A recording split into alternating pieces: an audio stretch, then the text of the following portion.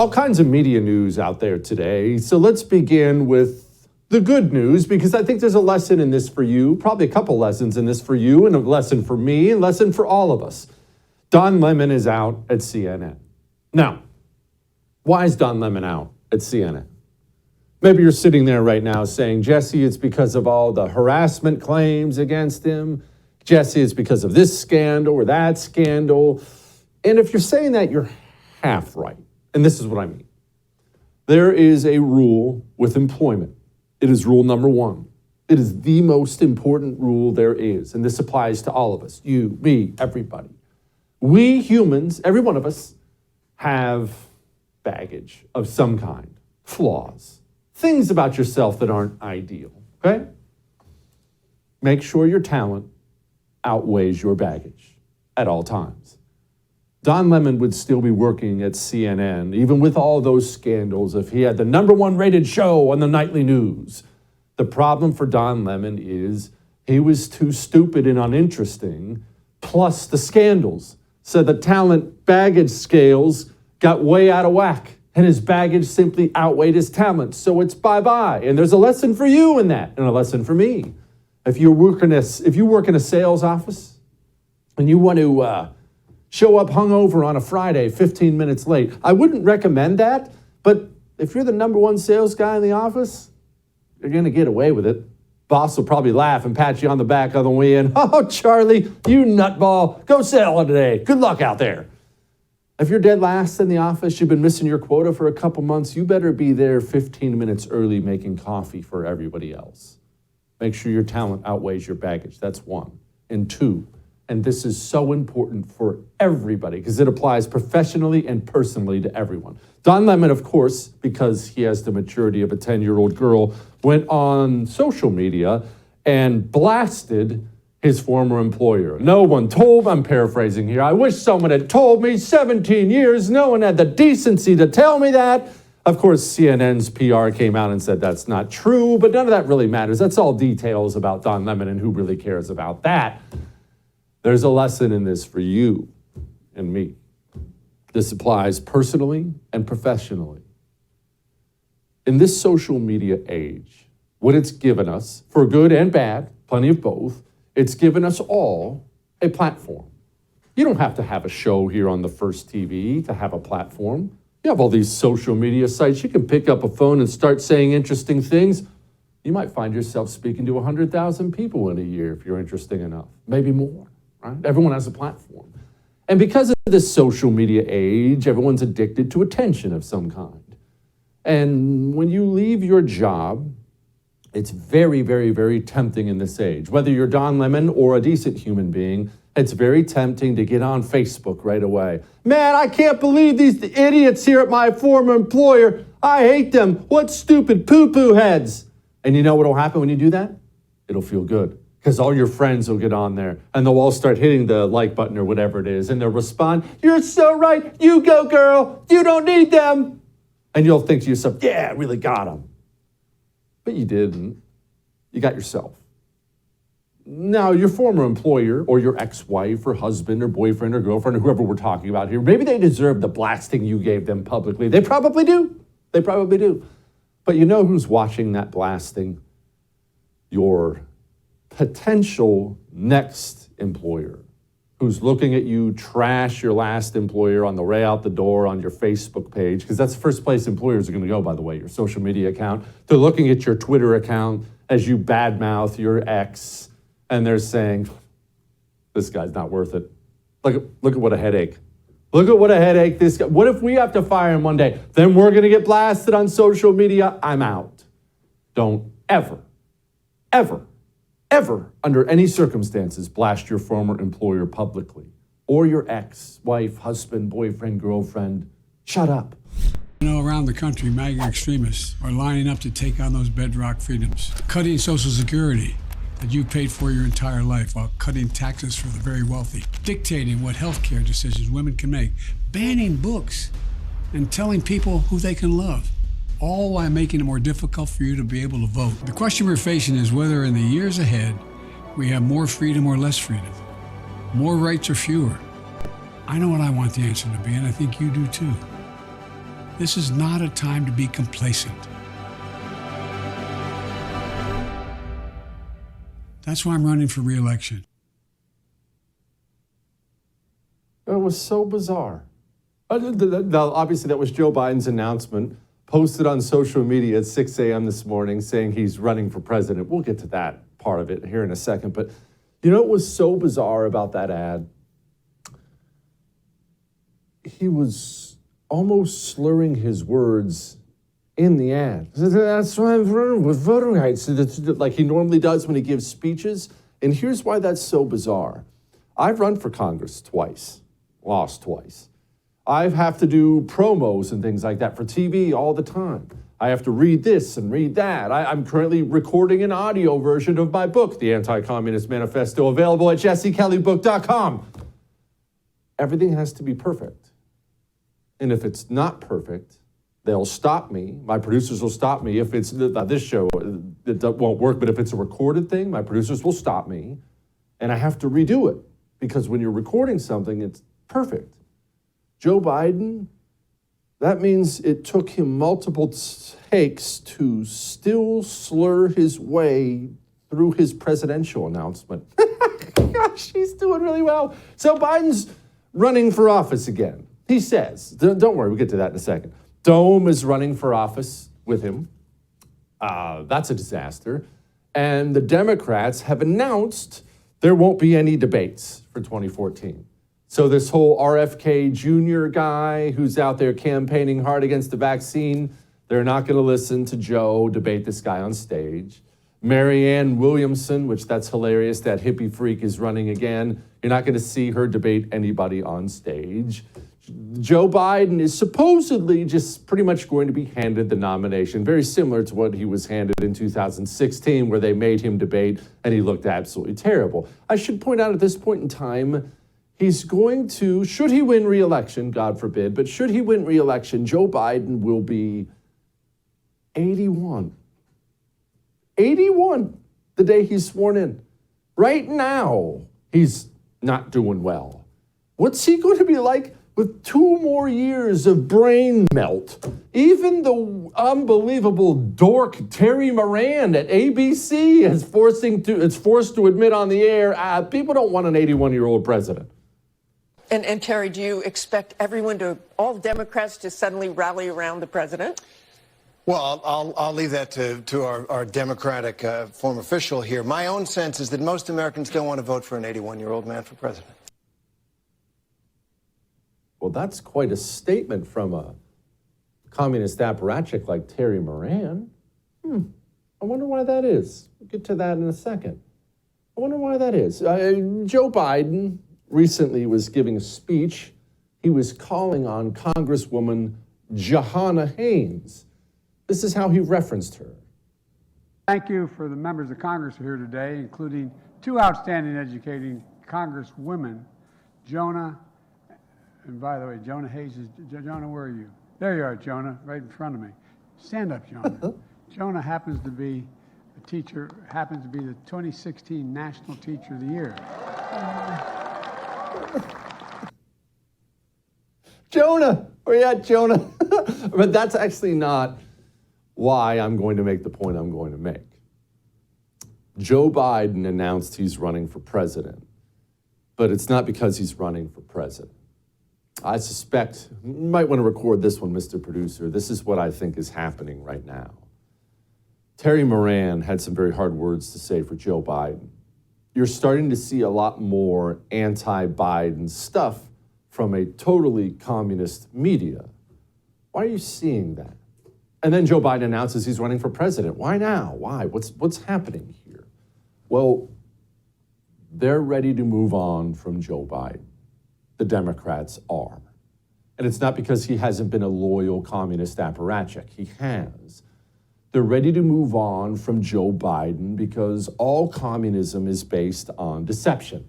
And I can't believe I'm going to say this, but to the communists' credit, they all talk about this. From the earliest stages, communists have written down, they've written to each other, they've written down in their own books that they've published how important it is to hide what they're doing, hide what they want, hide their thoughts. If you look at communism in America, when it first started getting going here, early 1900s, and they were trying to infiltrate the schools and journalism and things like that, they would write to each other all the time, publish letters all the time. It's important. We can't let them know what they're doing to this day. You'll see some TikTok video of some tranny nutball teacher. This is how we have to talk to students about LGBTQ stuff so parents don't find out what we're doing. All communism is based on deception. Joe Biden, it's not that he's old. It's not that he sniffs every child within a 10-block radius. It's not that he's a huge failure. Communism is designed to fail. It's that Joe Biden now is degenerating to the point where he can't do the one critical thing communists need him to do: lie about what they want. Oftentimes, Joe Biden will find himself saying the quiet part out loud. Rebecca put a teacher's creed into words when she said, "There's no such thing as someone else's child. No such thing as someone else's child. Our nation's children are all our children." You can't say that if you're a communist. Virginia is a reliably blue state with a now Republican governor because Democrat candidate Terry McAuliffe basically said those same words running for office. The communist wants your children. He wants to take them from you and break them from you and mold them in his image. That's what he wants. But he can't tell you that. He can't come out and say that. You can't say that. He knows you can't say that. That's a good way to lose elections and lose power. Joe Biden does this now routinely because his brain is tapioca pudding. He gets up there and gives the game away. So they're going to run him out. He's not going to run in 2024. So why announce today? He just announced. Why do that? Well, there's going to be a deal. You see, this Hunter Biden stuff is still in the news for a reason. The system buries crimes by Democrats all the time. The FBI buries crimes, the DOJ will bury crimes, the media will bury crimes. They've all proven this time and time again. And yet you're starting to hear more and more about the Hunter Biden crimes and possible charges being brought up. What you're going to see is leverage. It's what you're about to see. Joe Biden is about to be pushed out of the White House. He announced his intention to run again in order to get something out of the deal. The system is going to come to Joe Biden and they're going to tap him on the shoulder and they're going to say, "Joe, we need you to go. Can't run." And Joe's going to say, "Well, I already announced I'm going to run." And the system's going to say, "Joe, this Hunter Biden stuff, it all leads back to you." And it does. Remember that. We now have emails that have been verified from Hunter Biden's laptop that Joe Biden was part of the Hunter Biden corrupt payoff scheme with foreign governments. We know this ties back to Joe. So they're going to tell Joe, you want this Hunter Biden stuff to go away. We'll give him a slap on the wrist, brush it aside. If you step aside, Joe Biden's going to do it. Joe Biden will not run in 2024. And do I need to remind you? It was a little story. We talked about it on this show, but it's actually a big story. When Joe Biden took off on one of his various overseas trips, the day he left Washington, D.C., the day he left, Gavin Newsom flew from California and went to the White House. As soon as Joe Biden walked out the door, Gavin Newsom was walking in the back door. Why do you think that is? What do you think they were talking about when Joe left and Gavin Newsom walked in and sat down with visitors to the White House, members of the White House staff? Why do you think that was? You won't see Joe Biden on the 2024 presidential ticket. They're going to clear the field, blackmail him out of the race so they can bring in Gavin Newsom, who is, of course, somehow even worse than Joe Biden, but he's at least in control enough of his facilities to know he will be, well, he has to lie. So I think it's very important, as you have heard from so many incredible leaders, for us at every moment in time, and certainly this one, to see the moment in time in which we exist and are present, and to be able to contextualize it, to understand where we exist in the history and in the moment as it relates not only to the past but the future. What? What does any of that mean? Who talks like that? Anyway, so you saw the signs in the background, right? The fight for reproductive freedom. That brings me to our side when it comes to 2024. Because there's something we have to tackle here now. And very well may hurt to hear. It may offend you. And I want to make sure I remind you of this before I say something that may offend you. If it does offend you, I don't care, all right? This is not your mommy's show. This is your daddy's show. It's not our job to powder anybody's butt for them. Donald Trump is the likely nominee. If not, it's 50-50, right? It's going to be a heck of a race between him and DeSantis. So there's a good chance Donald Trump is the nominee. It is not 2016. Donald Trump is a known quantity now. And for many, many, many reasons, a lot of it is media or whatever, the reasons don't matter. For many, many reasons, Donald Trump is less popular today than he was when he won in 2016. That's simply a fact. Again, I don't care about your opinion on it. We know this. This is a fact by now. He's hurting badly with independents and women. I don't say this to insult him. I say this so the Trump campaign, such as it is, will realize that Donald Trump is not currently in a primary battle. He is, but he isn't. The battle for Donald Trump, if he wants a snowball's chance in hell of walking into the White House again, the battle for Donald Trump is winning back independents and women, as many of them as he possibly can. I'm not telling him to moderate on the America First message. I'm not telling him to move to the center like all those weak losers do, but I am telling you this, and I'm telling you this now. He has a serious problem with independents and women. They hate his freaking guts. His campaign should be aimed at bringing them back in. And don't email me telling me, I'm a woman and I love him. I get it. I understand that. I'm not saying all women. But this is a problem. I hang out with normal people, not political people. 92, 93%, that's how Republican my area is. And I hang out with these people all the time. And to a man, the dudes all love him. And to a woman, they hate his freaking guts. And I've tried, believe me, I've tried to explain to them, what about the results? What about the economy? I have freaking tried. They sit there like this whenever I bring him up.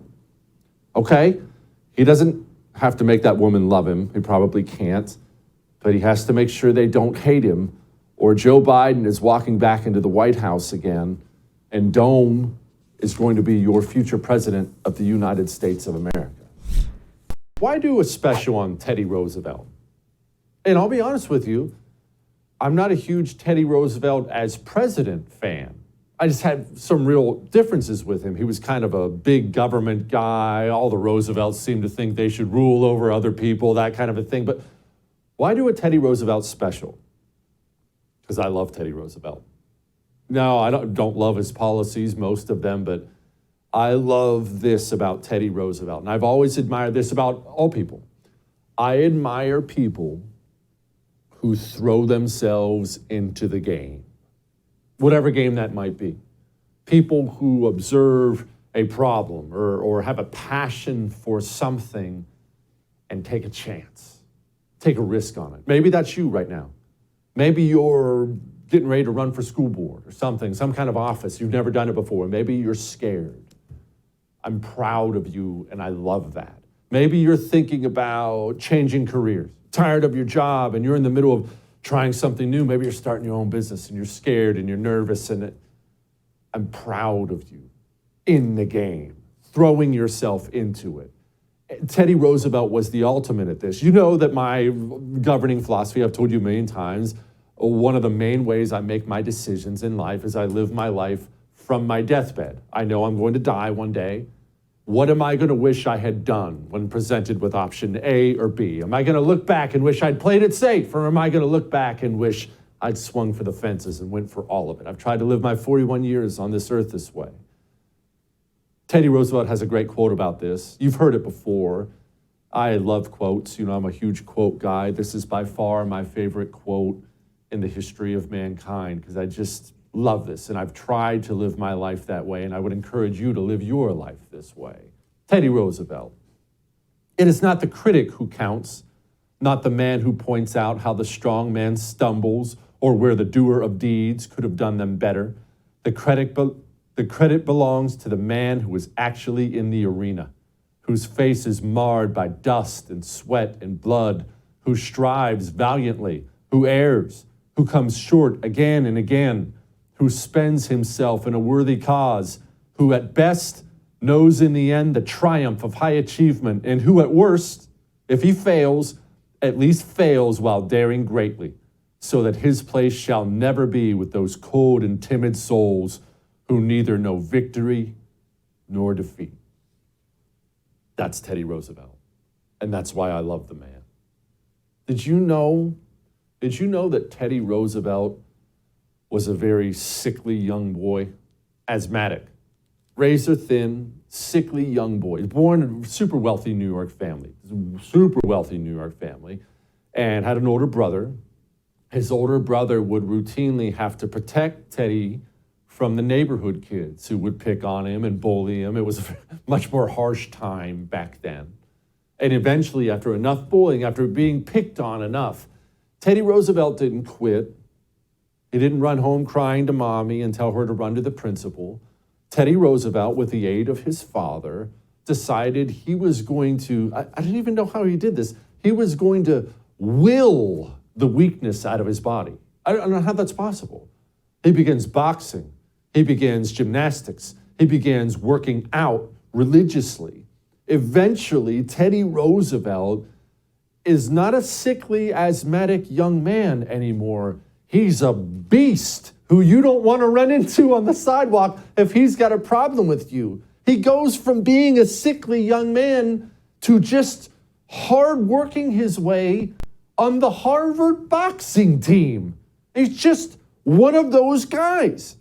And look, there's all kinds of stuff in his biography. Obviously, he goes through that and Harvard, and eventually his father passes away, and that was a very difficult moment in his life. And then his wife and mother die on the same day. We'll talk to a guest about that a little later on. But Teddy Roosevelt's response to that wasn't drinking himself to death. It wasn't traveling to Europe to sip tea and chase European dimes around. Teddy Roosevelt decided, I need to get even harder after this. And so he goes to the Badlands. Now, I've spent some time in the Badlands. They're called that for a reason. It is an inhospitable place where the weather there can kill you all 9 months of the year, whether it be skin-melting heat or freezing cold. And not only does he go to the Badlands, he just decides, as an adult male, he's going to be a cowboy and just throws himself into that very harsh life, not glamorous like Hollywood, very harsh, very hard life, and becomes a very good one. That's Teddy Roosevelt. Teddy Roosevelt hears there's a war, the Spanish-American War. In Cuba is where that war was fought. Teddy Roosevelt doesn't do what our elites did today. Think about what our elites would do today, our politicians, our wealthy people. He was both of those things. What would they do? They'd get on television and they'd give speeches, probably talk about putting boots on the ground. Teddy Roosevelt raised his own personal army called the Rough Riders. That's what they're known as now, the Rough Riders. Who were the Rough Riders? Normal people, construction workers, athletes. They came from all different walks of life, normal people. Teddy Roosevelt, he didn't say, we need to get in that fight, so let's send boots on the ground. Teddy Roosevelt said, I am the boots on the ground. And he raised an army. This super wealthy New York guy doesn't have to do any of this, and goes down to Cuba and fights. He's charging up hills, smoking Spanish soldiers. He didn't have to do that. But again, Teddy Roosevelt didn't sit on the sidelines. He didn't say, you should do this, or you should do that, or I wish this would happen, or I wish that would happen. That wouldn't occur to him. Teddy Roosevelt said, this needs to happen. I'm the man who's going to go do this. I'm the man who's going to make this happen. Did you know World War I broke out? And by this point in time, Teddy Roosevelt was, I don't want to call him old, but older. I believe he was in his 50s. I may have that wrong, but he's certainly older. And this horrible World War breaks out. artillery and gas and bayonets and trench warfare and horrible things. Teddy Roosevelt, again, he didn't run to the television sets, which didn't really exist then, but he didn't run to the newspapers and say, hey, we need to go here, we need to go there. Teddy Roosevelt went to the President of the United States, piece of trash, Woodrow Wilson, knocked on his door and said, I'm ready to go fight. Put me in, coach. They wouldn't let him. They wouldn't let him go. So instead, Teddy Roosevelt's sons went. And he lost sons there. But that's what Teddy Roosevelt believed. You don't criticize. You don't just point out problems. You are the solution. You throw yourself into the maw, and you live a life that people will marvel about.